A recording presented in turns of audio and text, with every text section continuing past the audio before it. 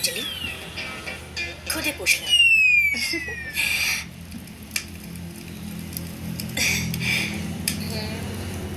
दीदी, हाँ रवो लोग से को बात पूछी। हाँ पूछा पूछा। हाँ पूछा।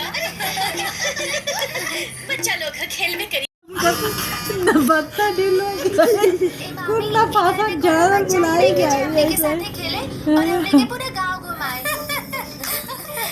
अंजलि, देखा बबनी का बोले दिया, बताओ उनकी बात के जवाब दो। हाँ ये फैमिली प्लान चला था कोनो।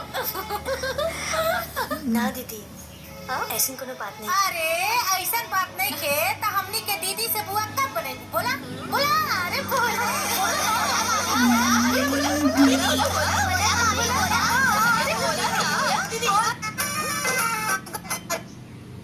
मीशो पर सबसे ज्यादा पसंद की जाने वाली ओवरसाइज टी-शर्ट्स खरीदें। देखी ना तेरे समझाए ना लोगन के। अरे कोई बात ना, बच्चा हो सा घर में न खेले तो कहाँ खेले इंसान।